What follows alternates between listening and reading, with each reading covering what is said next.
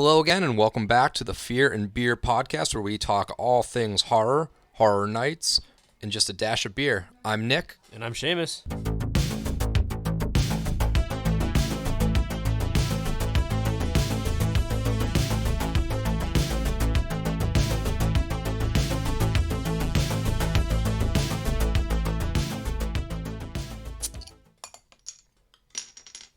Episode 11. So here we are again, Fear and Beer, 1 week removed from No Halloween Horror Nights. So sad. Yeah. So we got a little bit of a different episode that's going to be kind of hopefully a reoccurring thing throughout our off season, but just a quick little Horror Nights house cleaning. We are aware there's new shirts. There's the new speculation map from the Horror Night Nightmares guys out there.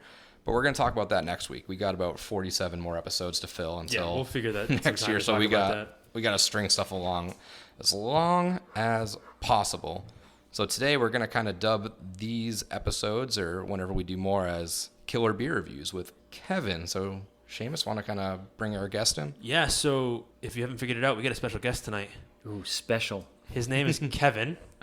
He may or may not be related to us, but he's got a couple YouTube channels. Definitely related to us. One's beer specific. I'll let him kind of explain to you what he does, but we brought him in to kind of go over some horror-themed beers and talk about a movie tonight to kind of just, shoot the shit about it and see what he thinks about the movie and the beer. And because beer and movie can't go wrong. Why not? Well, right, yeah, exactly. Why not? This is the off season, baby. Who doesn't crack open a beer when you're watching a movie? And we figured just as a filler. So we got today, instead of just that one beer that we're kind of pushing, me and Shamus have sometimes switched on and off. I've had a different beer. He's had one. Oh yeah, we actually we're smart this time and actually both went and got actual. We have beer. 3 beers. Well, normally it's because I forget to go to the Shamus usually forgets. The store. I right? didn't get one this week. I'm borrowing from Kevin, but we got 3 beers this week. So we're gonna kind of one at a time. Well, not one at a time. I'm making Shamus do my beer review because I don't know anything about this brewing company. We'll figure it out. Yeah. So but we'll taste them one at a time. While we get those ready, Kevin, you want to just kind of walk our audience through what you do and where they can find you? Yes, I have not one but 2 YouTube channels because, double the trouble. Why not? Yeah, why not? And one is CrafteeBeer, where I do craft beer reviews. And the other is Hughes and Brews, where we do a more wider bars, lounges, cocktails, beers, but you'll notice that there's a commonality between the two, and that's beer. So again, Hughes and Brews and CrafteeBeer, both on YouTube. Yeah, find them if you can, and then of course add Fear and Beer on YouTube too while you're there. But shameless plug. Shameless plug. But yeah, it's pretty cool. Like we said before, we're in the Central Florida, Orlando area, so a lot of what they do is they go to either the theme parks or they go to other cool places you may not have heard of in the area. So when you come down to visit, you figure out, hey, I'm gonna go get a good drink somewhere. Oh yeah, the Hughes and Brews went to here. Let's go check that place out. And, if you happen to see them out and about, say hi. We use the tagline, we drink and we do things.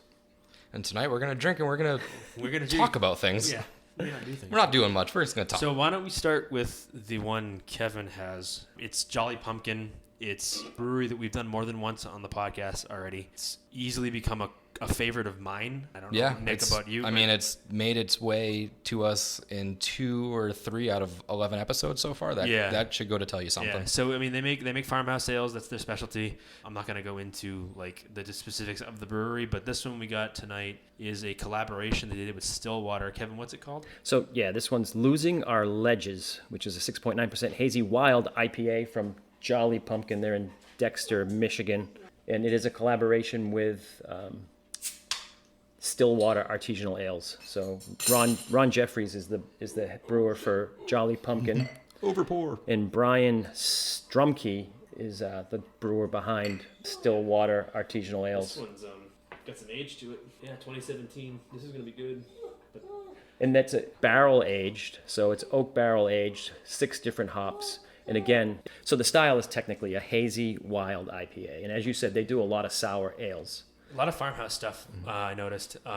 Like I said, when we had the last one, it was a bunch of weird letters. Yeah, well, it was a collaboration with somebody, and I apologize for forgetting the brewery that they collaborated with. But when I looked up the brewery, yeah, they do a lot of farmhouse. It's kind of their thing. When I say farmhouse, it's a sour style. And typically, just to give a little background about what a farmhouse is, essentially what they used to do way back in the day is when they brewed these in literal farmhouses, all of the natural yeast, the natural things in the air would kind of come in to the mix or the batch, and it would kind of just get mixed in. You would get these wild flavors from the natural thing. So now when they brew them today, normal brewery, pretty much laboratory created yeast. Right, but exactly. A wild yeast is usually what creates a sour. So like Brettanomyces, Lactobacillus are used to make sour beers. And the yeast imparts, depending upon the wild yeast, when it inoculates it, depending upon what kind of wild yeast or where it's from, is what really lends it to different flavors. So Right. different wild yeast from different places impart very different flavors. And it just so happens that the wild yeast, like in Belgium, puts a very distinct flavor. That's why there's so many wild fermented beers that originated as Belgian style. That makes sense. Yeah, I mean, it smells unbelievable. Very reminiscent to that other Jolly Pumpkin, that strong sour scent. It's definitely got. I mean, just looking at the Untapped post about it, it's got grapefruit and citrus plus those 6 hops. So it's got a lot of hop variety in it, which is kind of crazy because a lot of beers that you drink typically only have 2 to 3 hop styles. This one's got 6, so that's going to give it a. Yeah, it's got a sweet nose, which a lot of times for like farmhouses, you have that dank, pungent, funky smell or really earthy smell, and people don't really like that. But this nose on this is almost sweet. And again, it's barrel aged, so this was in oak barrels, which can impart like a lot of times a woody flavor, taste. vanilla flavor. Yeah. And it depends. Sometimes people will age in oak barrels that were previously used for whiskey or bourbons, and Right. Get that rye taste to it. you'll import, that flavor will be added It's to that the beer. secondary taste to it. Yeah. But this is I already nice cheated. nose. I already cheated and took a sip. Well, I must Nick- say. I saw Shamus going, so I took Nick one. just did too. So this beer tasting's every man for himself. Yeah, I it's guess. every man for himself. Not first or last. But I mean, I'll tell you, just from the first 2 couple tries, I mean, it's super complex. There's definitely a lot going on. Obviously, you get a lot of the citrus, get a lot of that fruit, but at the same time, you do kind of get that earthy, that hop profile. Definitely back ends on that end because And up front you get that sour where you kind of get that tingling in your neck almost back behind your ears, and then it tapers off, and you kind of get that woody IPA style like bitterness towards the end. Yeah, you get the woodsy, earthy. So the taste in style back. being an IPA, the base style in IPA explains the citrusy, as opposed to a true farmhouse or a saison, which just means season in French. Those are usually more funky, yeasty beers, but this is supposed to be an IPA, so that's probably why it's citrus forward. But I think the back end definitely has what might be from the oak, but that it It's definitely like a has woody, a woody characteristic on the Yeah. back end. Yeah, almost like, I don't want to say like whiskey, but it's definitely got that bourbon-ishness on the back end. You get that definitely going down. And as you mentioned, it's a collaboration with Stillwater Artisanal Ales. Right. And the founder and brewer for Stillwater is Brian Strumke, who, before he was a brewer, was a very famous, toward the world, electronica DJ. I guess he was very successful. Found his calling then. Now, genre that I'm not very familiar with, so electronica DJ, I'm not familiar with funny. the who's who of the community, but he was fairly successful, I guess. He came off his last tour and he decided not to do the DJing anymore. Said he borrowed a beer brewing kit from one of his friends. He brewed two beers in his backyard and said, I'm going to make beer my living. And Yeah, you know what? there That's he kind of is. how it works with breweries. I mean, a lot of times people just say, you know what? I'm tired of what my day-to-day is. I love beer. I love brewing beer. Let's make a living off of it. And they do. They say, let's just take the plunge. The bottle art's really cool. It looks like it's got like a gargoyle on it or something like that. So it definitely fits with the theme. I mean, obviously Jolly Pumpkin. I mean, how do you not? Yeah, Jolly that's a twofer Pumpkin right on there. a horror podcast. But yeah, the art too is really cool. And a lot of times when I buy beer, I may buy a beer just strictly off of the art itself, and that's kind of why I'm a visual shopper. Yeah, so it's like, I'm into that darker horror Halloweenish theme. So when you find a bottle like that, The Jolly Pumpkin, like a lot of breweries, that you can spot their artwork a mile away when you see their bottles. it's them. The artwork, actually, I looked it up. So the artist for Jolly Pumpkin his name is Adam Foreman, and he's a former tattoo artist. And he started doing artwork for breweries. And he says his inspiration for a lot of these he takes vintage like advertisements for alcohol and he incorporates it, so it has that vintage look to it. That makes sense. Makes a lot of sense. I mean, you can definitely tell it's got that artistic tattoo Flashy style. I mean, I don't style, have yeah. any tattoos yet, but like, for connoisseurs of the art. Yeah, I noticed you said yet. we have a Yeah. couple. Oh, yeah. It's gonna happen eventually once I have, the time and So The money's the biggest part of it. rampage. Money For me. The Fear and Beer back piece. Oh, Yeah, for it's sure. coming. I can't wait. I'm getting coming. the logo right in my back. All right, let's jump down. Want to jump down to the beer that you got Yeah. presented? I gotta suck this one down, but Yeah. yeah. So our second beer obviously not in any rush to suck them down. We're going to try them. These were just small samples to get that taste. But yeah, the second one we're I trying, think.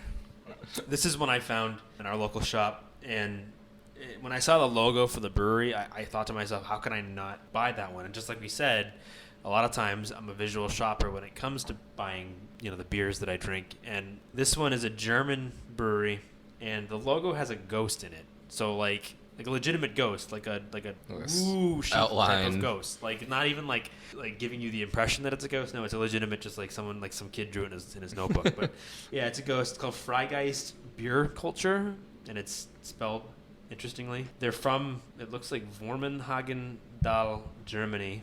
And it's obviously imported over here by another company. I think it's Shelton Brothers is the company, or the brothers that import the beer. They're two dudes that basically their whole goal is to just import good craft beer from outside of the United States into the United States so we can, enjoy it here. Sounds like a great business model. Right? It's a great idea. So the one that I brought is called Geisterzug. It's a Quince Gosa. So it's another sour, but it's a little bit different than a farmhouse. Goses are a little bit more, I guess, I don't think of the best way to describe it, but it's... Goses derive their name from where the style originated in Goslar, Germany.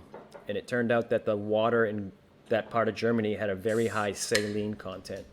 So the style is like a farmhouse. It's a sour, but it has a very high salt content, or the native style did. So when a craft brewer, especially, a craft brewer in somewhere that's not where that original style originated, they'll add some kind of salt to it. So it's pretty popular now, even with craft brewers in the U.S., where they'll have a sour beer that's a little salty. And I have to admit, it's one of my favorite styles. It is funny so far that I feel like we've gotten a lot of, when we pick up these beers, we obviously purchase off of name and artwork. I feel like a lot of the ones we've gotten have been sours or like the salt and lime style. There hasn't been many just straight up lagers, spiced ales. There's a lot of sours with this. I think what you find is, and this could just be one of those like trend things where it tends to be that certain styles just kind of come into trend, and then kind of other ones go out of trend, and eventually the other ones will come back in. So like obviously IPA was the big thing for a very long time, and I think now, from what I've noticed anyways, is that sours kind of become the new thing. It lets a lot of non-beer drinkers that might not like that beer taste kind of get their foot in the door. Similar, not to compare the two, but the seltzers now, it's kind of a non-beer drinker's drink that's not just liquor. The thing about sours for me, the way I look at it is like, let's say you got someone that isn't really much of a beer drinker, but they like a wine once in a while, or more of like a cider, like you said, or a seltzer. You say, hey, why don't you try a Gosa, or try even not even so much a Gosa, but like a Berliner Weisse or something like that, where it's a little bit less on the pucker side and more about the fruity notes and the floral notes, and you get some of that base that kind of gives you the sense that it's similar to like a wine or something like that. Did we drink yet, or am I just holding? I haven't this? smelled it yet. I was waiting for. So the nose to this, I get like a dark fruit, like a pruny raisin, and I get a little hint of brown liquor. Definitely a prune style smell. So dark fruit, that's common with a lot of dark, with funky beers. It's so weird when you do these smells of the beer, and you recognize the smell, but you can't really just say what it is. Sometimes it's hard to You can pick up on the sense. You're like, I know what this is, but since it's in a glass, in a liquid form. But after a while, you'll start to learn. There's a pretty defined subset of both aromas and tastes that you can pull out of beer. Some people get really crazy, and they have the most nuanced flavor descriptions, but there's a broad category. So for instance, dark fruit, the prune, the raisin, very common. That's what I was reading. I get the smell, and I'm trying to picture it in my head, and I got the picture of the raisin, and I was like, prune. It smells like when you crack open one of the little boxes of mini raisins that have been packaged up. And so what was the official style for this? So looking up some of the stuff. So real quick, some background on the brewery itself first. Freigeist, it's an idea that kind of was conceived out of a brew pub over there called Brostel. I guess it's in Cologne, Germany. It was considered revolutionary and extremely tiny. Their whole thing is about taking traditional German styles, like a Goza, for example, and kind of changing it and turning it on its head and giving you different styles on that original style. They like to say that they challenge the stylistic conservatism that has prevailed much of the Well, country that's a when it good comes to point. So if they are in regional Germany, beer and styles. maybe this is the brewery I read about, is that they're not allowed to sell it as beer in Germany. So Germany has the beer purity law, which is called like the Reichstenbolt or Reichstenboot or something, whatever the purity law is, Right. where it's the main 4 ingredients in beer and nothing else. So you can't have any adjuncts. You can't add things that aren't part of, that isn't like water, yeast, hops, and, and malted barley.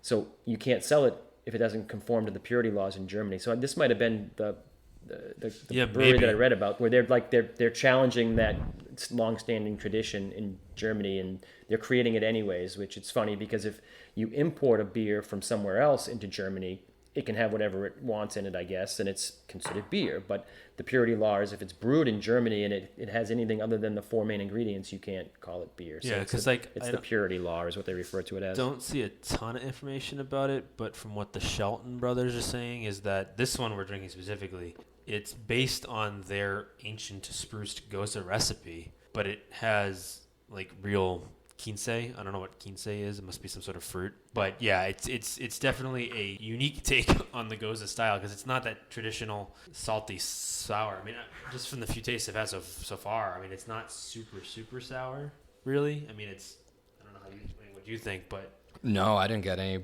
Maybe a millisecond of like just a quick little sour, and honestly, that just might be left over from the last beer. But this is very neutral. It's to very me. neutral. There's very little sour from what I'm getting out of it, and I like this that's one a fine. lot. I think it's really good, to be honest with you. That's a really different beer than I've really ever tasted. It's got a lot. I mean, similar to the smell, that pruny, raisiny style taste. I like it. It's just kind of a quick little in and out taste for me. Yeah, I mean, I pulled this up on Untapped, and it doesn't even really have much on Untapped. Even like it's very, just says style guide: sour fruited goza with spruce branches and quince, whatever quince or quince is. So it's definitely there's not a lot of information from what I can tell. But yeah, I mean, they call it a sour, but it's really muted. There isn't a lot of pucker to it.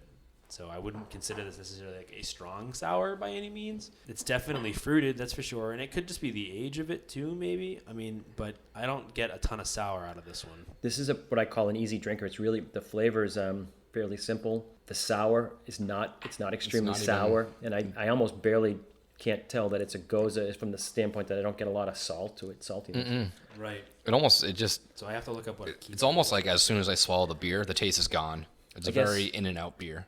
I guess on the back end, after you swallow, I guess I get a little bit of salt on the back end. But all right, it's actually pronounced quince. I'm sorry, I'm not quince. Swamini's with the D's. Sensei. Samsonite. I was apologize way for off. being terrible at pronouncing words, but a quince, Wikipedia is telling me, is that the quince is the sole member of the genus Xedonia in the family Rosaceae. I don't know. Which it's basically the family that apples and pears are from.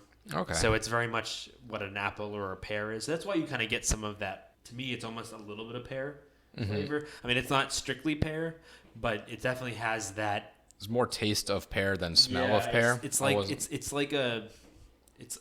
almost like an apple juice, but it's not an apple juice. It's not apple. It's a very quince. light looking beer. I mean, it goes down easy. There's not much to it. I think apple juice. You might be onto Because something. this fruit is actually from the same family of an apple, so it's not an apple. It's a quince, but I mean, it gives you that. But it's there. That's definitely part of it. Yeah, I don't know if this is from somewhere. That's pretty much the same equivalence of sour. I would probably put it as that apple juice, where you wouldn't think of apple juice as sour, but you do get that slight note of it. Maybe. Similar with this beer. Yeah, like almost like an apple that's not ripe yet. A little bit. It appears to be like originally from like the Greece area. I guess the ancient Greeks grew these things or whatever they are. But I had to know what a quince was. I didn't know what a quince was. Dig into that deep dive. It's not a quince. So that one was pretty good. But let's go into the last one we got and let's see what we think about this one. I got in the great beer shop of Kevin's Fridge. I found Astronaut Ice Cream, spelled out EYE Scream. It's a double dry hopped double India Pale Ale with lactose. That's kind of a weird it's got kind of lactose in it, combo right there. Yeah, it seems, I mean, just from reading the can a little bit, it gives me that milky, creamy, desserty style thing. So when you talk about a lactose beer, it's basically milk sugar. and that's what they put in it. So, or not milk, sugar, but then also powdered milk. Essentially, is what's put in it. It's powdered milk essentially. But Well, lactose is dairy sugar, and the reason that it's important in beer is because the process of fermenting beer is the yeast eats the sugar and creates CO2 and alcohol. Well, lactose sugar, yeast doesn't consume it, so it stays in its sugar form, so it creates a sweet beer. So it's used like in milkshake IPAs and beers like that. And because it's dairy sugar, you usually get that dairy, milky, creamy taste as well. Right. So you can sweeten the beer, and the yeast won't convert that sugar So to alcohol. I mean, in my opinion, or from what I've had, beers with that in it tend to be hit or miss for me, anyways. Either they're really really good or they're just okay. Missed the mark a little bit. Just because, so the problem with that type of beer is that when you put the milk sugars or that type of thing in there, you have to kind of drink it, not necessarily like immediately fresh, but you can't let it sit forever. Like a lot of people, what they do is they'll buy a 4-pack of it and then they'll let them sit in the fridge for 2 months before they finish them, and they'll notice that the first one they had when they first bought the 4-pack is great, but then when they try it, the last one 2 months later, because they just have either other beers they're drinking or whatever, they'll notice that the flavor profile actually changes a little bit because those beers can actually go bad only because they have that milk sugar in it, lactose. Lactose will actually make the beer go bad. Most beers don't go bad. That one will. And I don't know many. I don't think I've had ours isn't bad, but I mean that one. Like if you let it sit for months at a time, it could be. Yeah. So like my not so much a warning, but at least like something to know is that if you do get a beer with lactose in it, drink it immediately. Don't let it sit, because if you let it sit, it could potentially go bad. And what I found interesting was, too, I haven't had a beer with lactose in it, so I associate anything lactose oriented with like milk stouts. Well, it's true. Stuff like that. That's for sure. A pretty standard, common. Yeah, pretty a lot of standard. times your sweet stouts will have milk lactose in it. And then like a creamy stout gets amplified because then if it's done with nitrogen, that adds a creaminess and a body to it. It's not put lactose sugar and it's nitrogen. It's usually that's what makes a creamy milk stout. It smells so good. So we're going from 2 sours to a IPA. So this will be an interesting 8% double IPA. They're brewed. So this is from Illuminati Brewworks from Chicago, Illinois. Yeah, Illuminated or Illuminati? Illuminated. I got Illuminati on the brain. Well, no, I mean, so there probably is one. So I actually I looked them up, and you're actually not far off. So they consider themselves like a cult, quote unquote. So Illuminati makes sense, but that's what they call themselves, Illuminated, I would assume. They are based in Chicago. They're an artisanal brewery producing urban farmhouse styles. Obviously, this one doesn't look like a farmhouse style. It's more of an IPA, but that's what they say they typically focus on.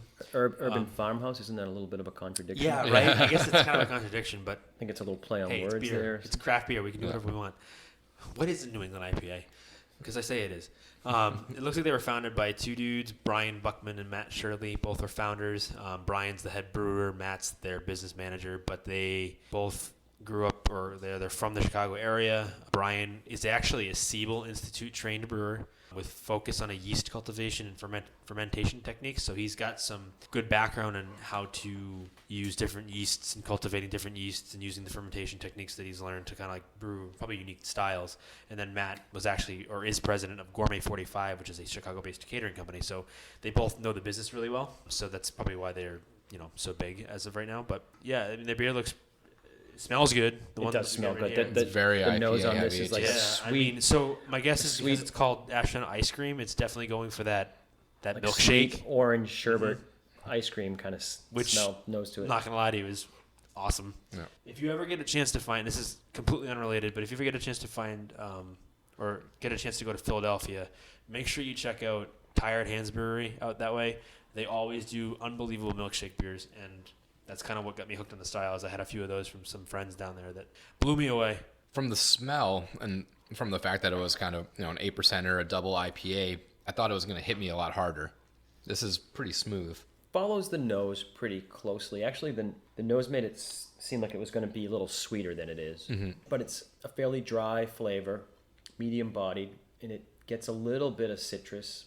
You get the dairy creaminess. Yeah. Again, I think the only thing that fell short from what I expected was a little more sweetness, but it's semi-sweet. And then the back end, I guess, is a little You get a little bit of that hop, scratchy bitter in the back end, not much. But The texture of it felt almost thicker a little bit from that lactose a little bit, but it's that hop almost metallic bitterness that you get at the very back end. But it's double dry hopped. So yeah.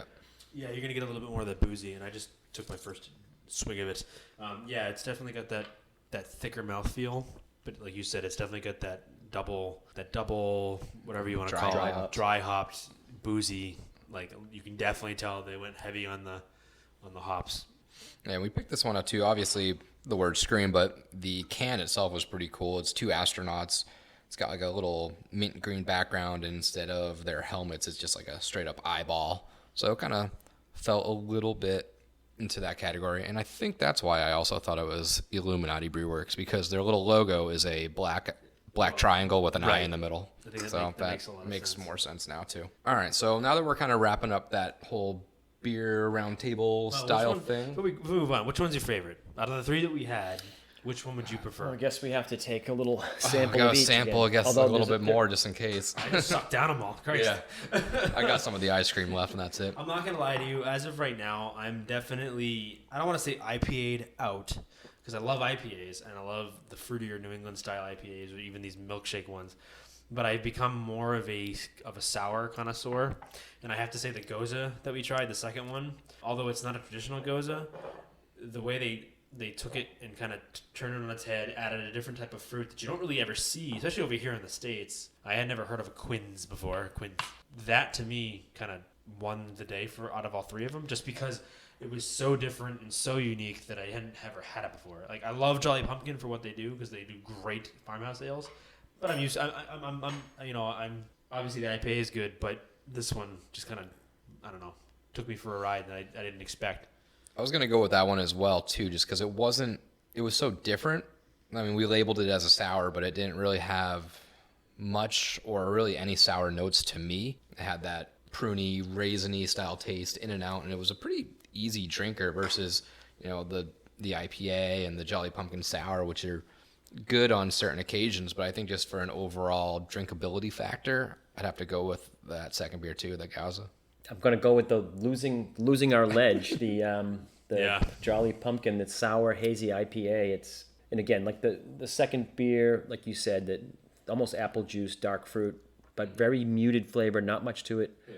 I'm guilty of, my beers need to like really just grab me by the throat and throw me around a little bit. So that probably just didn't have enough flavor to me. It wasn't complex enough. So to me, I would say the hazy IPA from Jolly Pumpkin first, and then probably the Astronaut Ice Cream second, and then your really? third. They're all really good beers too, which was nice. And it was, I'm glad that they all kind of had different profiles to them. The first two were technically sours, but they were distinctly different tastes. Yeah, I mean, definitely there's a difference between a farmhouse ale and a Goza. I mean, they're both under that style umbrella, but they are still very different. Well, while we're still on the beers, again, we talked about the artwork. Artwork is like a big part of the craft beer industry, but as we mentioned, the Jolly Pumpkin has gargoyles on it. Mm-hmm. So of course I wanted to know, like, what everybody knows what a gargoyle is, but where did this all come about?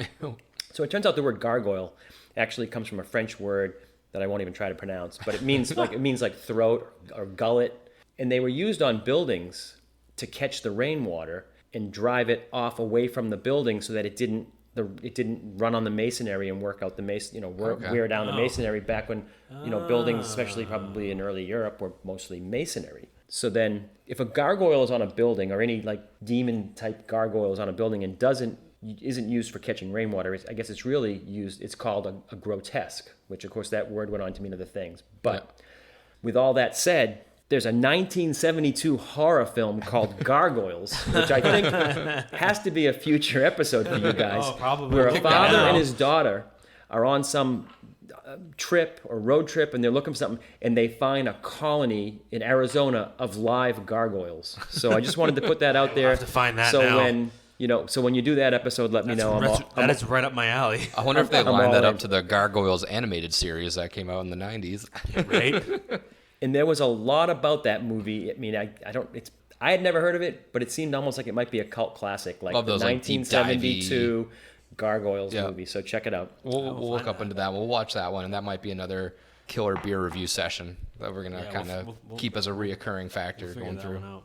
But the movie at hand today, Yeah, let's go. So we are going to be talking Insidious. So Insidious came out 2010/2011. Yeah, I think was this on your top 10 list or no? No, it again It like was definitely one of your honorable mentions. yeah, though.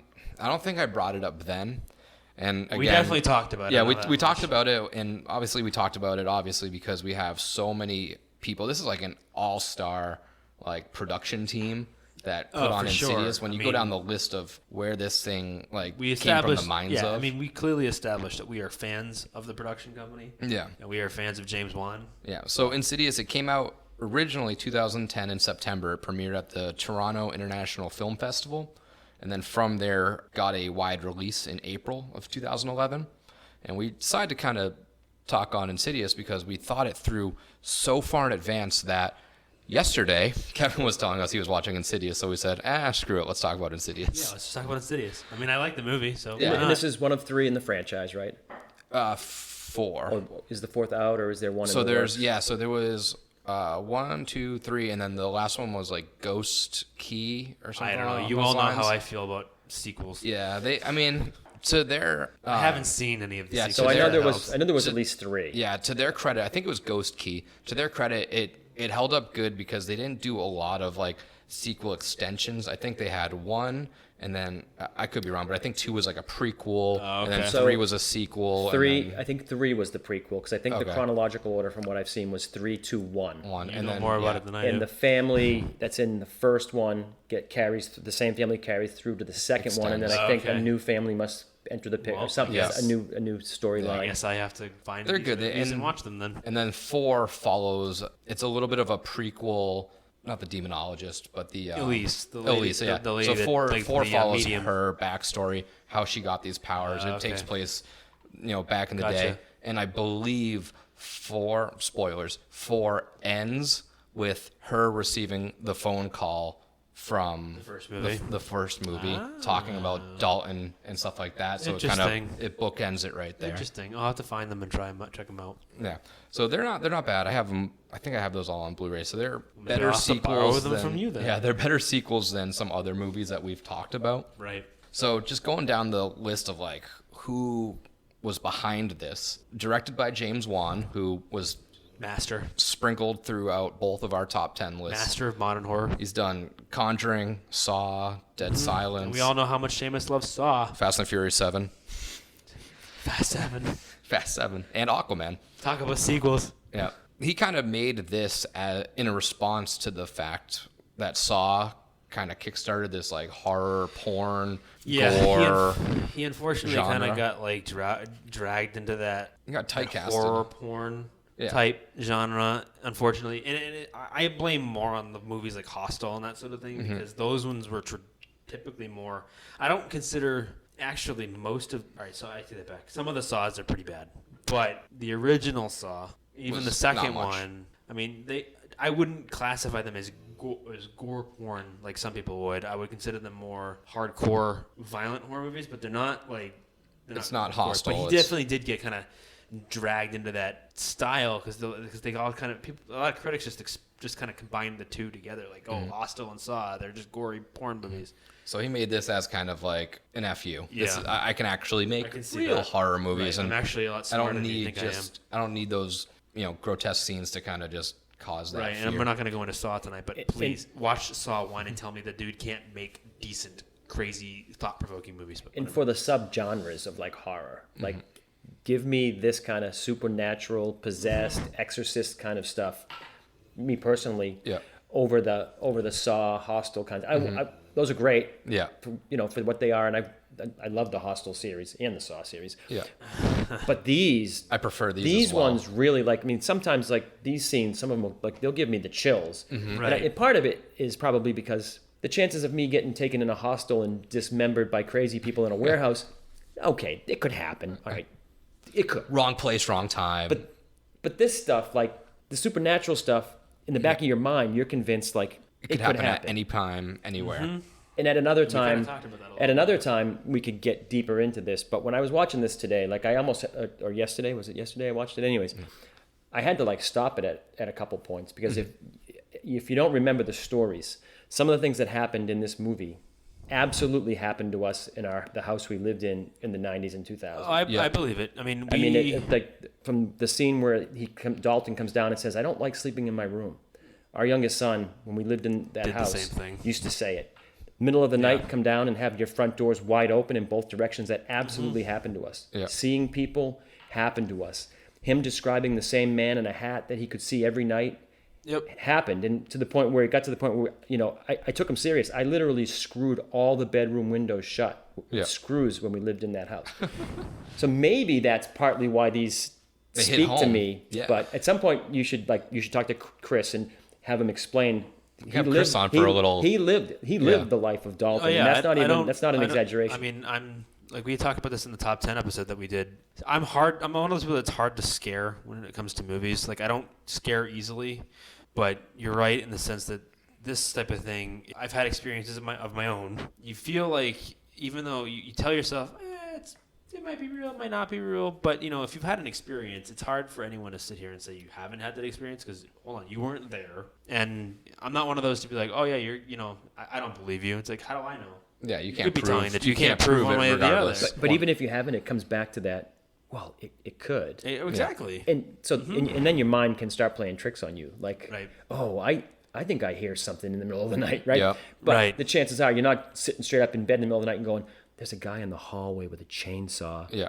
Like that's not going to happen. Yeah. Well, So right, my point, Leatherface isn't coming Like, down that so my midnight. point was that I enjoy these from Yeah, a and I standpoint of being scared more than I do a slasher. Yeah, I film. don't different type of enjoyment. I don't think you're the only one. I mean, I think for most people it's kind of the same way because like slasher movies for me are fun to watch because they're fun. They're fun movies. They're just mindless fun movies. They're not thought provoking. There's nothing deep about them.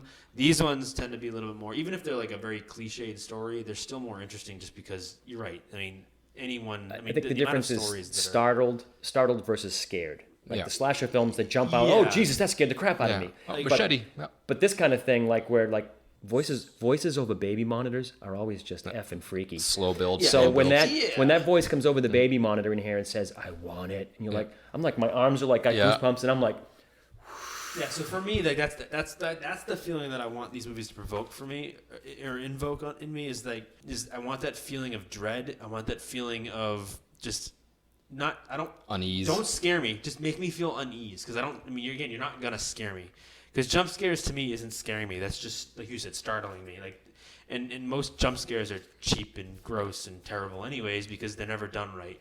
This movie, and we'll get into a little bit more, but this is one of those movies that does jump scares the right way. Mm-hmm. They set them up the right way. But I'll let you continue. And they're subtle too in that sense. Directed by James Wan, we kind of hit that. This was actually written by Lee Winnell as well. Yeah, that makes he sense. Wrote Saw, and wrote he was Saw. actually he acted in He it was in as Saw, well. yep. He was, I forget his name, but he was I forget his not name, the too. doctor. I shouldn't say that. He but was but he's the the guy one that that got was attached to the toilet. Spoilers. I'm not gonna say spoilers again. Just if you're listening, we're probably gonna talk we about a should've movie said in a that minute. earlier. He was the one that didn't cut his leg off, and he smashed Yeah. the guy's face in with the top of the Yes, toilet. right. Spoiler warning. Yeah. So it was produced by Oren Peli. He was the Okay. Paranormal Activity guy. Okay. Yeah. And on Paranormal yes, Activity, he yep. did everything. He wrote Right. it, directed it, Yep. costume design, everything. He was the boyfriend. He was the one filming everything. Yep. Yep. So he did all that, and then this was also produced by Jason Blum. This is So- like one of the first Blumhouse movies. Then. Right? Yeah, and this is, I mean, Blum has had his fingers on. I just checked on. I Yeah. think on IMDb he's listed on over 200. he's the Purge too, right? Productions. Yeah. So Yes. he does The I mean, Purge, Paranormal Get Out, Activity. Paranormal Activity, Happy Death Day, The Hunt, Yeah. Fantasy Island, Invisible Man, Right. I mean, Us. nowadays, if it's a horror movie, It's probably Blumhouse. chances are it's a Blumhouse. The new Halloween movies. Yeah, he's got his hands on. He's got his hands on a lot of these. I'm very things. curious how much work goes into him producing, or at this point he's so big it's a his lot of company. I think it's just money. It's his production He just- company he produces funds it, them. and he gets his name on it. And Yeah. I mean, let's be honest. Most producers are just basically investors. yeah, and I mean, to his credit, a lot of his movies he makes for cheap, Right. simple, and then But he's also pulls smart in, too. I mean, you know- you got to say. I mean, some people may be like, "Oh, they're all kind of cookie cutter." Maybe, but what makes Jason Blum so smart is he knows the right directors to invest in and to produce. I mean, like we said in the top 10 episode, who would ever thought that Jordan Peele, the funny guy, could make such a good horror movie and he blew everybody away with Get Out, and he had a pretty good sophomore effort with Us. But I mean, yeah, Blumhouse that company and Jason Blum just knows the right stories and the right directors, and just hits almost every time. I mean, The Purge he made for $3 million, Yeah. and it made $89 million. Right. Happy Death Day he made for $4.8 million, and it made $125 million. So Yeah. he's doing something right. Yeah, he knows what he's doing. And this was almost 10 years ago at this point. It's almost 10 years ago. Yeah. It's funny that all these guys worked on this project and they've kind of made their way through horror and have left their mark on horror. Right, and James Wan's making superhero movies now. Yeah, he's tiptoed. Places. He's tiptoed. He's tiptoed a little bit through the genre and out of the genre, but he's definitely left his mark on. By the way, on that song horror. sucks. I love it. I It's hate so that song. creepy. So that's kind of the who behind the story. Did you want to go through the story at all a little bit, or I don't assume think that we need to everyone's walk kind of through watched the movie? entire story. I mean, I'm sure people that listen to us probably have seen it. I mean, again, if you haven't seen it, please go watch it. Pause this and go watch it. But I don't know if we need to walk through the entire story bit by bit. But I mean, I'll gladly tell you some of the parts that I yeah. thought So Let's go through key points. Before you do that, so real quick, my thing is, so with Insidious, it's not my favorite James Wan movie. I'll come out and say, obviously, Saw is my favorite James Wan movie, and I like The Conjuring, I think, a little bit better than I like this one. But the way I look at this one is, like you had kind of said, it's kind of his hey, I can do real horror movie. Yeah. Horror movies, guys. Like, it's not just, violence for the sake of violence. I look at it kind of as his homage movie, and what I mean by that is it's his homage to classic horror. And you can see it in a lot of the shots, in the structure, in the movie itself. To me, it's like the Poltergeist, Exorcist, The Haunting, and Nightmare on Elm Street all rolled into one movie. And there are scenes in it that kind of give me that sense. So obviously, The Exorcist, the child that's possessed by a demon or trying to be possessed by a demon. And I'm not saying that necessarily it's a copy of these. I think he takes the ideas and he completely shapes it in a new way. Think about like the Poltergeist. I mean, another one that just definitely pulls from the child that's brought, that's basically seduced by ghosts in the house or around him, and they pull the child into another dimension. It's very much pulled from Poltergeist. The Haunting, the way one of the ghosts at the end of the movie moves is very much like one of the ghosts in The Haunting, where she's being pulled on a skateboard. Yeah. Nightmare on Elm Street. I mean, the big bad guy's got claws in his fingers. I mean, I was a pull from Freddy Krueger. And even like certain scenes. There's one scene that stuck out to me, and it's when right near the end of it, when he finally is looking for his kid, and you meet the demon face to face. Lipstick monster. Yeah, whatever you call him. They do that quick shot of his eyes, and they fade away. That is almost identical to Rosemary's Baby. If you've seen Rosemary's Baby, Kind of like cat eyes almost, the there's yellow. a scene with the and- devil, and she's having the relationship with the devil, and she doesn't know if it's a dream or a nightmare or whatever, and you see the eyes and they fade in and out. That scene with the eyes fading out, I mean, to me, that's ripped right from Rosemary's Baby. So, Well, if you're connecting those kind of dots, the Tiny Tim tiptoe through the tulips thing. yeah, yep. 1408, the Carpenters, we've only just begun. That's Yep. true. It's- Yep. Yeah. That's Yep. exactly what it reminds me I don't know what it of. is about like those old timey tunes that like done over the right scene just put a whole new meaning behind the song where it's just like, yep, not listening Well, I to mean, that. take Us for example. I mean, they took a big hip hop song, and he made it terrifying. Like, you can't listen to that song the same way. with Get Out, the run rabbit run, Right, exactly. rabbit Yeah. run. Yeah. Or But yeah, I mean, you're right. Yes. So I don't know. To me, it's not my favorite James Wan movie, but it shows how good he is at constructing a story. And even though it's kind of cliched, I mean, haunted house, kids possessed by a demon, they're chased by the ghost, they move. Oh no, the ghost is still there. It's very much, you've seen it a million times, but he does it in a way that's like, wow, I'm actually drawn into it rather than pushed away by, because it's like, oh, well, this is boring. I've seen this already.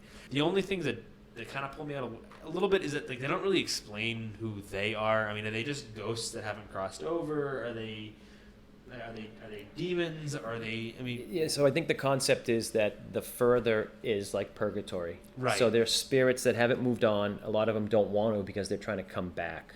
It's true. Right. And then when there's yeah. a So they haven't astral really moved projector, when they kind of cross into Yeah, that territory, yeah. they That's can where- latch on to and them. that's kind of cool because that's kind of a twist in a way, because like you assume that it's just another exorcist, another like, oh, this kid's possessed by the Usually by a the demon takes them and they come to our world Right, versus right. we go into theirs. Right, but now it's the opposite of the flipping norm. that on its head Right. and saying, hey, no, actually, it's the kid is actually removing himself from his body and he's moving into another realm we call the further, which I'm kind of jumping around a little bit, but there is a line involving the further that really kind of stuck with me a little bit. When Dad goes into the further, she says something along the lines of, as you move further into the whatever. So she Into kinda the further. into the first. So she uses that term further, but it kind of in a cool way, in the sense that like you're moving further away from your own self, but you're also moving further into what we call the further. So I think, to me, that was kind of a nice little play on words. But Side note, I found the song that I was thinking of,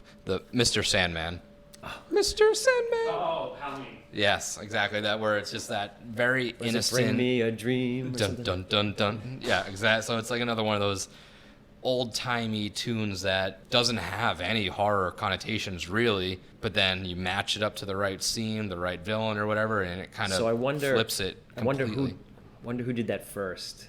You know? What was the first kind of like Like, timey I'm tune? gonna pick a benign, maybe happy song match it up to this. and just make that work in a creepy way. Yeah. Again, like just thinking back, I loved 1408, so that just is always like that. I always Sticks. thinking that the radio keeps coming on and playing the same song. Yeah. Christine, maybe in the car, the car kept playing the same. Was it the same old songs, or it just kept playing older could be. songs? But We'd have to definitely, that would be a deep dive because that's not something you could even like Google search. That's like you have to look at old movies and kind of I mean, Halloween was 78, I believe it was. So that's up there. That beats all the other ones we were talking about with Insidious and Get Out. 1408's one of the more recent ones. So we'd have to kind of really dig deep into the library of horror and. but it works. Exactly. Yeah. Like I was that's the saying, funny and part. there's some good scenes that we can talk about in here that like the scenes that I was like totally got me, like literally the goosebumps, like Yeah. that's awesome. And one of them literally was when she's outside, she's bringing the trash out or something. Yes. The windows are open and she goes out and the record player, Yep. tiptoe through, and like, oh Jesus, Oh, that's good. This isn't going to be That's good. Something's up. So Well, Yeah. I mean, I don't know. Maybe before that happens, when she's walking in through the laundry room, and you happen to just catch the silhouette of the kid on the. So at that point, I was watching it. She cuts through like the laundry room, and there's like this little almost what I thought was like a wooden statue Yeah. facing away. And she walked through the room, Which I think- and so Yeah.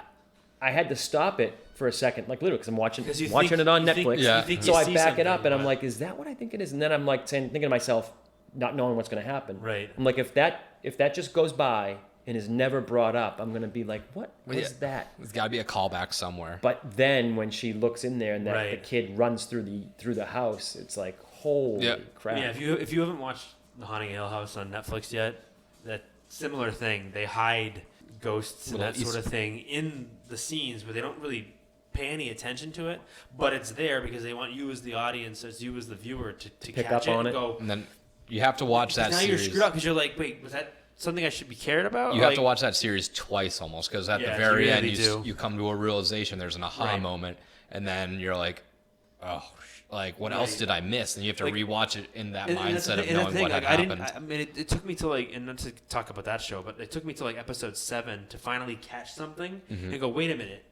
Something's I had to not watch right. The whole thing over again just to see what am I missing. Yeah. But he's also very good about at that because that scene, she walks by and you're like, was that a little boy? Like, what the Was fuck that was something? that? Was that what Tiny was Tim? that? Wait, And if we sound like we're referencing anything, it's because we're pointing at the movie that's playing. yeah, The movie's playing in the right now. background. Yeah, no sound on, but we have it on that. And just from a straight up, Actually, I mean, to be honest, with you, the best shot of the movie's coming up right now. this is probably Probably my the best favorite shot in the spot movie. right So here. describe what shot's coming up. So we're getting to the point in the movie, and I'm sure if you haven't seen it, please watch it. But when the mother's talking to her son, not the little boy, the father, his mother, Lorraine, which is funny Lorraine. enough, Lorraine is She's his the his from mom. Conjuring. It's not from it's just the same name. Oh, So the guy that plays but she's the same actress, isn't it? no, different actors. Okay. Oh, Lorraine, you're right, because Lorraine and Ed Warren. So yeah, Yeah, in The Conjuring, yes, that's the relation there. So the Lorraine in this. So the mother is named Lorraine. Right, Barbara In the Hershey. Conjuring universe, Patrick, whatever his last name is, the actor. Wilson. He plays Patrick Wilson. He plays Ed Warren. Ed Warren. His wife is and Lorraine Warren. Lorraine Warren. Oh, okay. That's the tie-in is there. But in this scene, she's talking to him, explaining to him, what she saw and why The hooved monster. why he doesn't take pictures or anything like that because he's afraid of things in the background or whatever, and that she's seen the monster before, and she's talking about her dream, and Freddy Krueger lipstick guy is in the dream or whatever. And you actually, a split second, you catch the bad guy behind Patrick. Now, this is a jump scare. Now, like I said before in the top 10 episode, I don't like bad jump scares. This is prime example of a good jump scare. It's and good. The reason it's good is because, one, you don't expect it. Yep. What they're drawing attention to is her story and her telling the story of what her dream was. You're enthralled by that. You're sucked into that you don't expect that in the broad daylight all of a sudden to be a monster hiding behind one of the characters. And that's kind of where with horror you have to do that. You can't give people things where they expect it to happen because that makes it cheap and that makes it all right. I expected that, or that's a YouTube jump scare. This is a good jump scare because you don't expect it to happen. Because you think it's too early in the character development. Right, exactly. I mean, you're just. But one of the things that I noted about this is they did a really good job at character development. It was the characters really do play out a little bit slowly, which is good. Because right about here is where you're starting to realize the mother. Is it Lorraine? Who's the mother of? His mother is Lorraine. Yeah, so Josh is the character. Mother, Josh's mom. You're starting to get the point here that her backstory is more than just the Right, mother. there's more to it. Yeah, she wasn't there for one scene. And what I liked about that jump scare is it was more for the audience than the characters. Exactly. So it didn't cause us to be scared because it was characters screaming. The scene is silent, essentially, with just the hiss of the monster. Right. The character, Josh, he doesn't even notice what's happening. So it's more of a visual. Because, I mean, us. we haven't hit the point in the movie yet where he actually believes what's going on is going on. I mean, No, he doesn't know. As of right now, he's just kind of doing it for the wife's sake because One of the best, also one of the most scenes, not from like just the character development, is that point where he believes. And if you remember, he believes because he sees the kid's drawings on the wall, right, which says, I watched myself sleep. Yep. And then he has the picture of like him flying away out the window. Earlier they made reference to that same drawing, and he's like, "Oh, buddy, you're not a superhero." Yeah. No, he wasn't flying because he thinks he's a superhero. Then he drew himself. He's flying because he leaves his He body. can astral project. And I To my think- point, for a horror film, that's pretty good story depth. Yeah, and most horrors won't go that in they depth don't- well, to that's care and that's about the thing that sense of the this- story. This movie is, like I said before, it's a pretty cliched story, but the difference is that someone like James Wan can take a cliched story like this and give you more depth to it. There's They more didn't- to it than just scary They house, didn't scary phone monster. in the storyline. Right, and a nice little callback to the fact that when they reveal that he has the same ability to do astral projection like his son can, I think that kind of gives you the sense that even before he believed his wife, even though he couldn't technically remember it happening as a kid because Elise scared, told him to forget about it, whatever. But you can kind of at that point go, oh, so maybe he just in a way knew what was going on, but without knowing. I guess I don't know how to explain it. It's almost like deja vu, where like for some reason he kind of sees what's going on, but he doesn't because he can't remember it technically because obviously Elise was like, oh, we're gonna make sure you can't remember this type of thing from happening, but. And good thing we're watching it too because I just caught on to something. Specs? Yeah. That's Lee Winnell. Yeah, I know that. I didn't know that. Yeah. I'm an idiot. Yeah, the one that doesn't like the electronic stuff. Yeah, that's Lee Winnell. One of the two, hunters, Lee Well, Winnell. I thought Specs. you knew The, that. the Ghostbusters. Yeah, essentially the the one Ghostbusters who's writing stuff down and drawing things. That's is the Lee writer Winnell. of this movie. Yeah, who also wrote and was in Saw. But that scene is good. The Viewmaster machine and The then little jumpy- the two the girls. two The girls, two yeah. girls. So what's cool about those two characters, at least for me, is obviously they're the comic relief for the movie. Not that I think it needed a ton of it, but there's definitely some relief in those two characters. What's cool about it is they're kind of like a parody almost of what at the time was really big and trendy, which is like the ghost hunting shows, like oh, you know, I'm Zach Bagans and I go in with all this technical equipment and I ghost hunt, quote unquote. So like him making fun of the dude with all his equipment and saying like, oh, you know, well, it may be important, may not be important, and then the other guy going, well, no, it obviously is important. I'm the one that has to operate it. So it's kind of like a parody of those type of shows, which were obviously popular back in the early 2010s or whatever. Yeah. 2000s. What year was Ghostbusters? The original Ghostbusters, 5? I was gonna say 83, 84. I don't remember. But back to your homage and connecting the dots. Again, yes, exactly. Very much so, kind of like a homage to Ghostbusters a little bit. There's another nod in there, yeah. But it definitely has that. Again, this is also where the poltergeist themes come in again. You've got the Zelda character, the Elise, the medium that comes in and you assume that it's the house that's haunting them, but then she reveals the twist of the movie. It's like, no, your son is haunted. Yeah, something like Your she's son, like, I don't know if you're ready to hear this, but your house right. isn't So haunted. that kind of, again, where it takes your expectations and kind of turns them around. Like the beer we had, is that you think that he's doing a poltergeist deal. The scene coming up is pretty good too, where she starts describing and he starts drawing like crazy. Yeah, and then I cut to the mother comes running over and grabs the paper. It's pretty good. The one thing that I love about this, my top 3 things that kind of really draw me into this movie as putting it up in my list of favorites, whatever, is like the color / imagery. Yeah. Is those spookier scenes get that blue tone where it's just very washed out. It's a washed out. Yeah, it gives you that dirty, bad feeling. A lot of the color is taken away. It's very muted. Mm-hmm. The first time I noticed that is when she was outside the house, the windows are open, the record player changes to the tiptoeing song. Yeah. When she turns, and I'm not sure what the meaning was, but when she turns to run back in the house, you'll notice that it goes to almost black and white. Yes, it drops its contrast completely, right. And that's so it changes. I love that it kind of fools with that. I love the score of this. That Insidious title when it comes up in the beginning, it's like again, it's just 33 like violins just. Yeah, and that kind of to me feeds into the whole homage theme that I was going off of. Feels that old timey. That Insidious title with the violins is very much an 70s, 80s horror thing, like where the title comes up and you have that sharp music or sharp tone.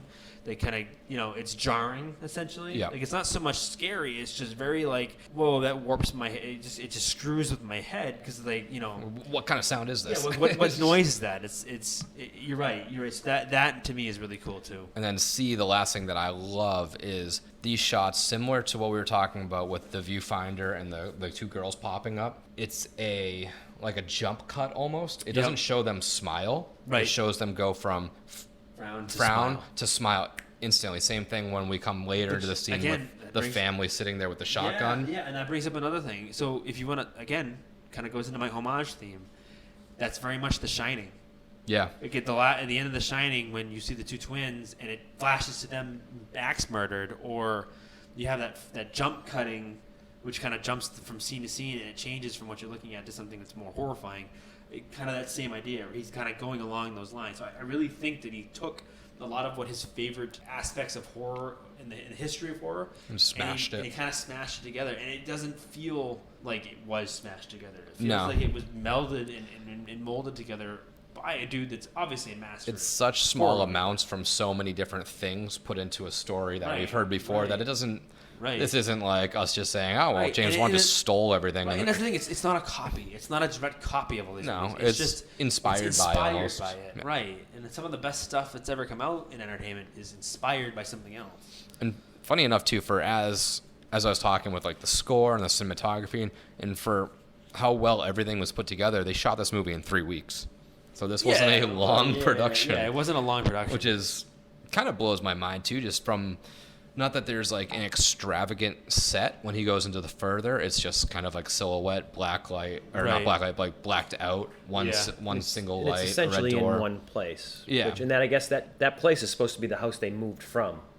The older house, the one with the red door, and he goes into that. Exactly. And then he realizes that the spirits there were because the daughter shot the rest of the family. And that's what takes place when he's there. Right. And that could be kind of where a lot of those ghosts And they did a great job of making that creepy when they're sitting like on the couch and it's kind of black and white washed out. That and was like, that was like weird too. I love that. Yeah, it like seemed like a really creepy carousel of progress. He's holding the newspaper and not really moving, but he's whistling. He's the one whistling. And the thing is, like, I think, like you said so earlier, for me, it's like if something gives me that goosebumpy, like my hair stands on end type of feeling, which is that type of scene where you hear the whistling, he walks in the room, and they're all kind of just standing there and staring.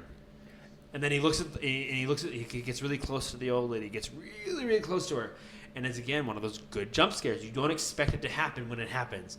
Like, where you expect the jump scare to happen, it doesn't happen. So when he walks in there and he sees the girl standing, or he sees the mom standing there and the two of them sitting there, you expect it to happen at one point, but when he gets really close to her, it happens.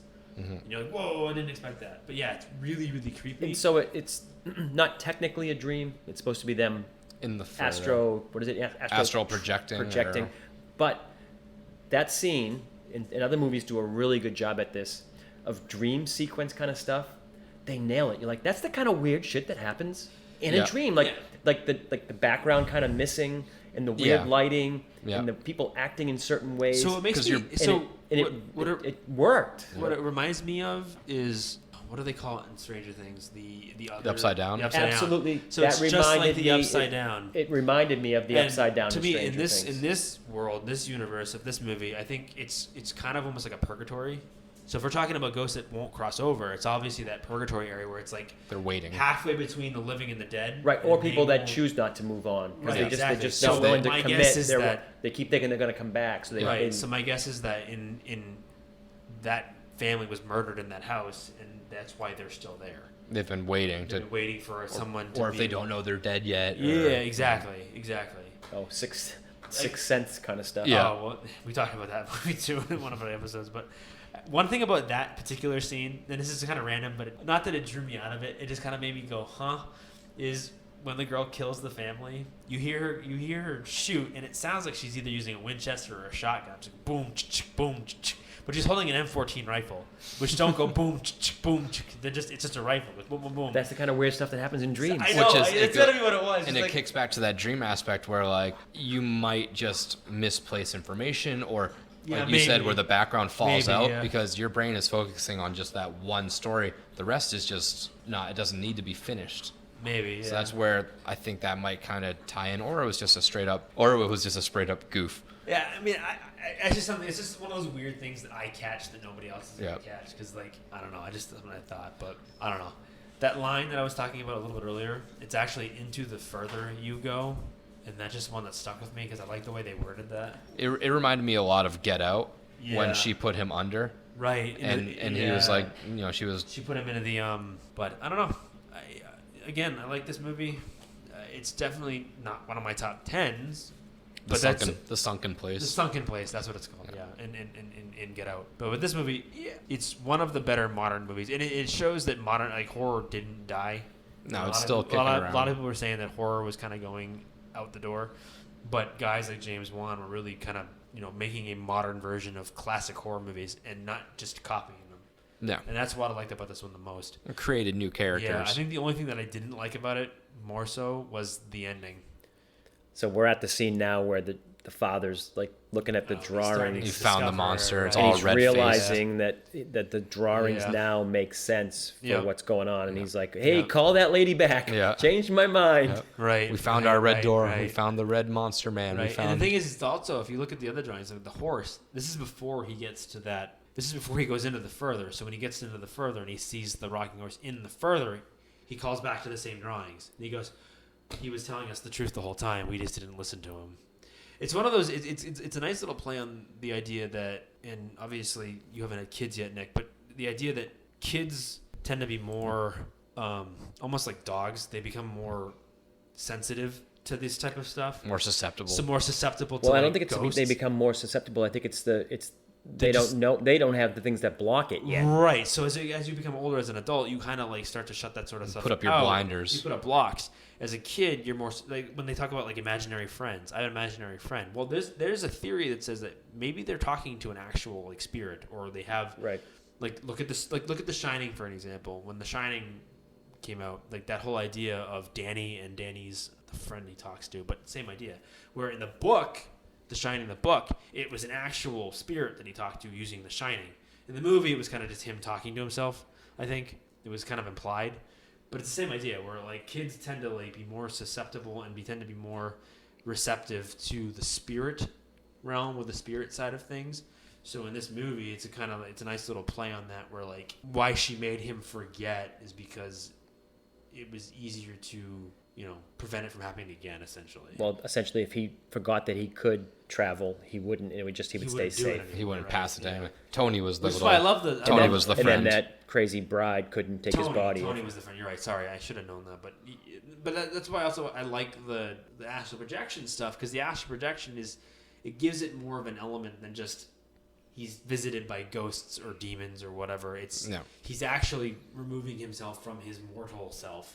And because he's a kid, he doesn't know the consequences. What he's doing, right? He's just, exactly. And now every person who has weird dreams can convince themselves that they're astral projecting. Exactly. Right? Yeah. Or like whenever someone has like a lucid dream, I must be floating. And so back to like the startle scare scenes. Right, but it's also the scene coming up here just quickly where they're doing the seance kind of thing. Oh yeah. And all of a sudden Dalton's there with his hands smashing on the table.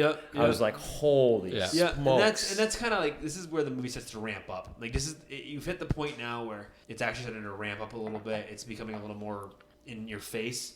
So I'm less inclined to like jump scares like that, because to me I'm watching this and I've seen so many of these movies that I expect something like that to happen. So that's just me being me. No, that's true. I mean, I made a note of that. Like parts where you're still in what I'll call normal mode. You're safe mode. In small, nuanced, like scary shit happens, like the kid running through the house. Yeah. Right. Is far more intriguing, scary, more riveting than when you're full on. We're in horror mode. We're in upside down world of stranger things, and we're running around with monsters. Now, all bets are off. Anything can happen. So there's some true to that. And the story has to take this progression. It has to get to this point. So I'm not faulting it. No, but I get your point. And there's no more of that hair-raising tingling. Exactly. Once he's here and he shows that something is clearly not normal. That's the point of no return. This is no longer the normal. Right. Maybe he's haunted. Yeah. Maybe he's just a weird little kid. No, he kind of came in out of nowhere while he's supposed to be in a coma, slammed his hand down. We all flipped. Some shit went down. Like that. We can't really just go back to last week at this point. No, I know. Something's wrong. Yeah. No. Right. You're right. But a couple little things that I didn't know originally until today when I was looking it up. But the composer Joseph Bishara, he played the lipstick monster in this movie. Okay, so he's the main bad guy. Yeah, and he also played Bathsheba in The Conjuring. Okay, well he's scary as shit. Yeah, so Mr. Whatever your name is, you're scary. So he kind of finds his way into these James Wan movies. There's that connection where there's someone closely that you work with. We're gonna find out he was somebody in Saw too. Yeah, he'll probably he's in there somewhere. Gets a discounted rate because they put him in the movie, so they get the movie score for Hey, I mean, if he gets his name in the credits, throw me in. Yeah. Right? And one last thing that I saw that was pretty cool that I wish would happen, just because I know a lot of people hate these movies, those crossover-y, mashing random worlds just for the sake of doing it. Freddy versus Jason. Yeah, I love it. I don't care. They were supposed to, at some point, kind of smash Insidious and Sinister together. Now, Sinister's another movie that kind of is similar to certain degrees. It's Sinister one is very haunted much house. Like Father kind of brings this upon the family. It's not the house that's haunted. It's the kids that are haunted, and so on and so forth. It's a similar enough story that there's parallels to it. I mean, this is a whole other episode in itself, but Sinister is very much a Pied Piper story. Yeah. And there were rumors that there was going to be a crossover called In Sinister. And I think with Sinister 2 not doing as well as Sinister 1 had, it wasn't as well received. I think it's still, according to Jason Blub, like in the talks or in the works, whatever. Regardless, if it is, it's still in the very early stages. But it's funny because Ethan Hawke turned down the role for Josh, and Ethan Hawke is the main character, the dad in Sinister. Right. So it's he's also in The Purge 1 too. Which is also a Blumhouse movie. So he kind of turned down, and they're both similar roles enough so that you could just take one and not have to do both. But it kind of at least leaves the door open for a potential crossover. And there was talks too of smashing The Conjuring in there too, but because what's his name, Patrick's. the guy that plays Josh. Yes, yeah. He's also Ed Warren in The Conjuring. It wouldn't really so it make wouldn't sense. make any sense to You'd have to have him play two different characters that are seemingly identical. Right, that would be weird. I like this movie. It was pretty good. The only thing I didn't like about it was I didn't like the ending of it. I didn't like.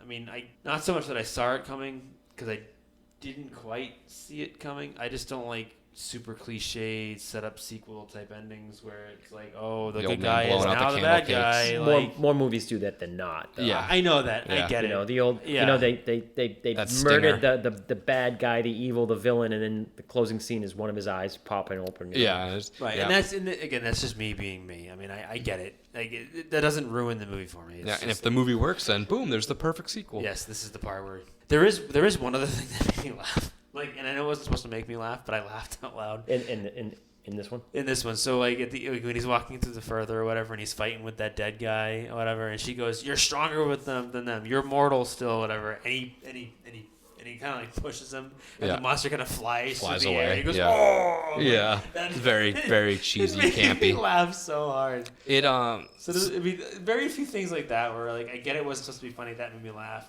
There was a little wonky CGI in this, which is common for an early like a 2000s early 2010s. especially a starter. But You I know, feel like at that point I mean for the budget I can understand it. Like when this wasn't a set thing too. Like it wasn't a Jason Blum presents and people were gonna flock to it. This was still No, I get a that. beginner.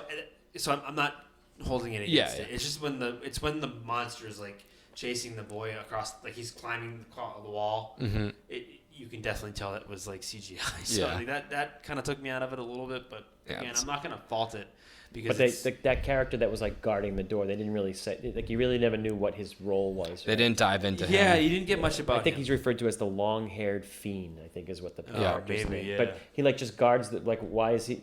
Does he work? Does he work for Does the he- lipstick yeah. guy? Yeah. Why is like, He's but security. He didn't do his job very Yeah, well. no, Yeah, well, he's to me, fired. he kind of reminds. He's like Glenn Danzig, dead Glenn Danzig from Danzig. There's you go, tongue That's kinda twister, how- That's kind of Misfit how. style.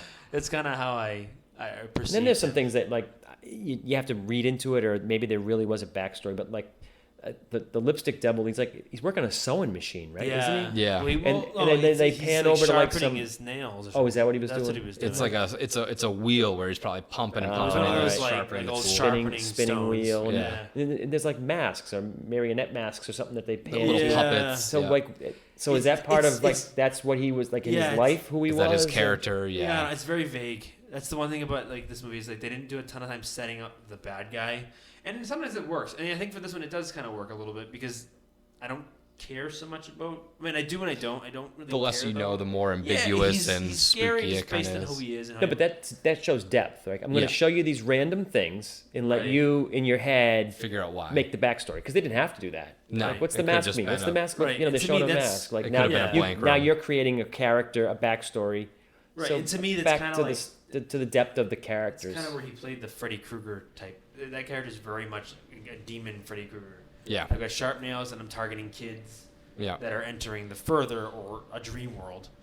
So that's kind of how I took that character too. So it's kind of like that type of thing. I don't need a ton of backstory. I just know that he's obviously some sort of ghost or demon. Because he's not a ghost.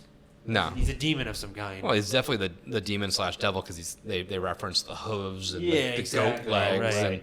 and he's got the furry legs. So unless he's Greek or something, Right, then no, he's like half goat. He's definitely. He's definitely. And so the ending, at first I figured that's who came across. I figured that's who got into the dad, but it Yeah. wasn't. But it was the girl. It was the lady bride. from It was the bride who, or Crane. the old woman bride that the Crane. that, The that woman he man. that's been trying to get into him since he right, was exactly. a kid. And the thing Yeah. is, because it was subtle. It was kind of subtle in the sense that, like, before he went in, she said, "Don't interact closer with them. or Don't whatever, get yeah. close to interact with them because that's when you're going to open yourself up for them." To But he come did. in." He had And that he did exchange with her, saying, Exactly. "I'm not Exactly. scared," and And had like that. you're And she supposed. You're slowly supposed to, drifts away, but she wasn't. right, you're supposed to catch that. You're supposed to catch that he's not doing what he's supposed to do. He's not finding his body. She's finding his body. And you think you're like, oh, good for he stood up for himself. He Right. faced his demons. And then Right, lo and but it's not behold, how that no, works.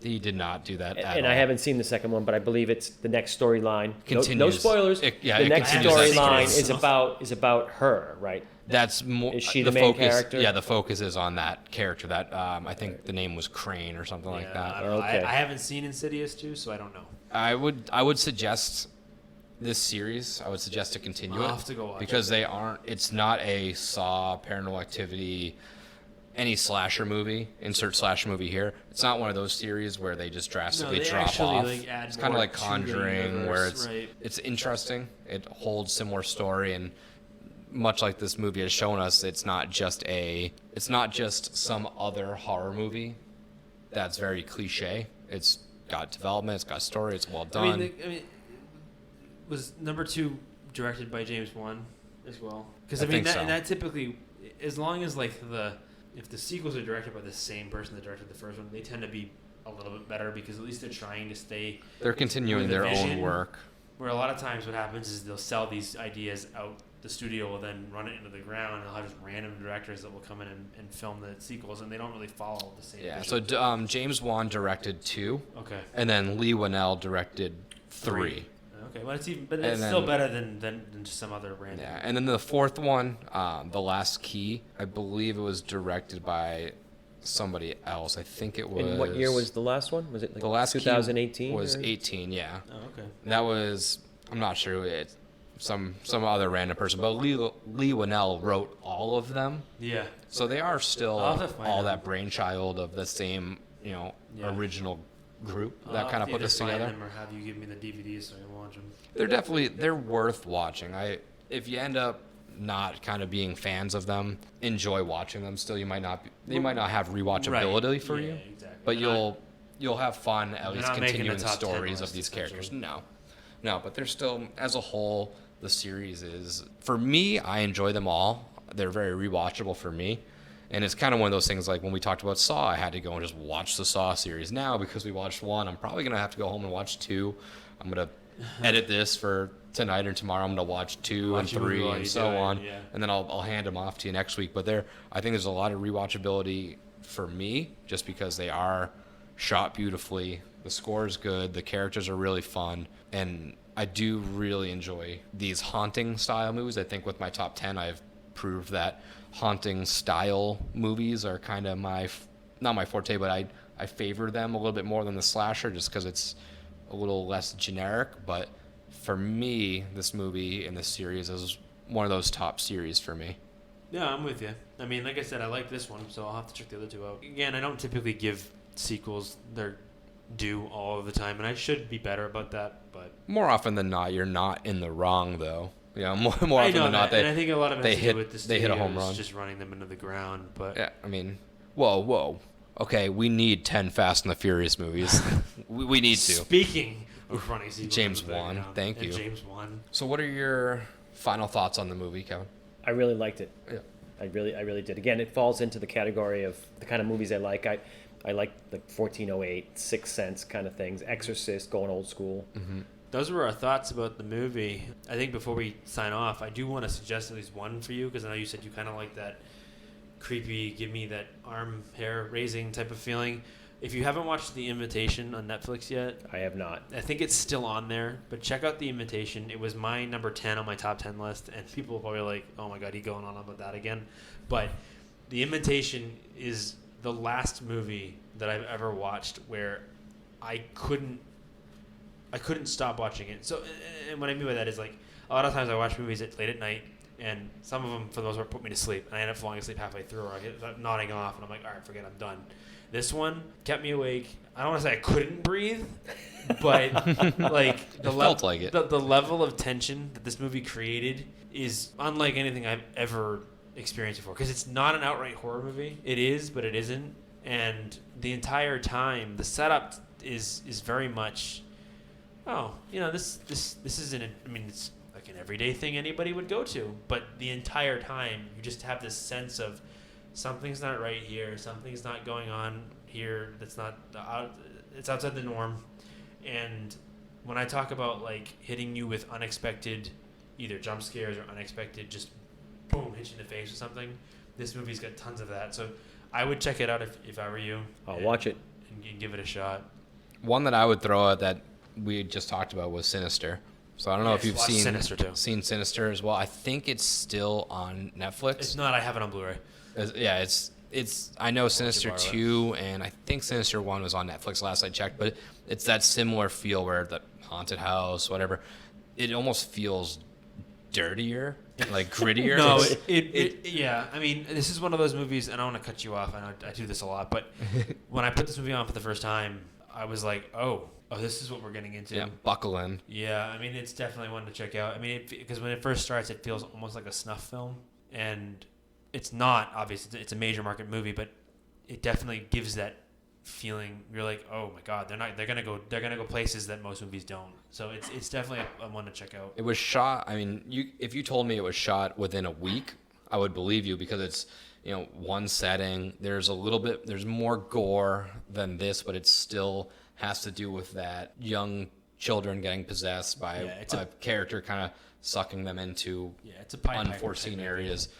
But it kind of falls into that 1408 thing where the main character is a writer and he's trying to research a new role, or he's researching a new murder to kind of write his next 'cause he's a true book crime about writer. He's trying to write his In Cold got Blood. it. Yeah, Right. he's a true crime writer. He gets more than he bargains for. Yeah. Exactly. Yeah. Yes, he Check bites that off one out, more Joe. than he chews. So Sinister is in the same realm of Insidious. That if you like this, you should like the other one. Sinister's kind of kicked up a notch a little bit more, just because there is that a little bit of gore factor. They don't show much, but there's more. There's It's a lot like of Halloween. There's not there's a lot brutal of blood kill. in There's it. brutal killing, but it's not But like you don't- a gore scene. Right. It's So not. it's implied, but You know it's, what's it's, going on. Yeah, it's definitely implied. It's yeah. It's a good example. Check out Sinister because that one definitely gives you that feeling of just like I'm just creeped out this entire time. So I think that about wraps it up. Any last thoughts or anything like that? No. Thanks for having me. This No, is this fun. is- this was Yeah, good. we We're should gonna have do to this redo again. this one. Yeah, we'll definitely do this again. We'll have Kevin on more than just this one episode because Yeah, well- this is pretty fun. Get 3 beers instead of 1, so that's always And- up our alley. I don't know if we talked about. I may have talked about it last week. So I think what we should plan to do next time with him is kind of do one of our first. It came from the streaming services. Yeah. So we'll just pick some random B movie horror off of one of the streaming services. We'll watch it and then we'll just Gargoyles, talk about it. 1970. Gargoyles, Gargoyles, could be 19 Gargoyles, whatever could it be is. Sinister, could be what have you. yeah. If anybody else out there has any ideas or wants us to Review specific movies. review, Yep. anything Send specific, us that stuff. well, just leave a comment on Instagram, Facebook, message us or whatever. Just let us know, and we'll do our best to make things happen because, well, we got Yeah, we got like I said nothing- earlier, 47 more episodes to go until HHN specific 2021. to talk about. So We'll sneak some news in, but you're getting a real full look of at our off season at this point. So Yep. beer, horror movies, and other scary stuff. And we'll- more beer and beer. other Did- other horror movies. Did I mention beer again? Yeah, we're gonna sneak some I stuff mean- in there, but I we mean- got some ideas to keep it other way. Like this is another one of those episodes that is going to be a reoccurring theme, but we're not gonna beat it to the ground. Yeah, we'll do it once in a while. And I'm gonna convince Nick to do a Stephen King specific episode just for my sake. I want to do a Stephen King one, but I don't want to do. I want to do something out of his top 10. We'll figure something out. I want something that's just Come barely on, let's scraping just the do- barrel. Let's just do all of the worst Yeah. Stephen King adaptations. But either way, Well, guys, thanks again for listening. And this is Nick. and this is Shamus. It's Kevin, CrafteeBeer. Happy haunts.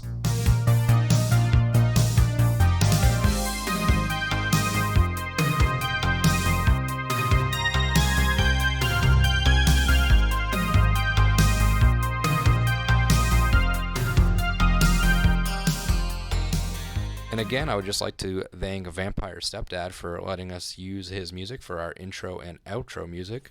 So if you would, just go check him out. Spotify, Facebook. Again, that is Vampire Stepdad.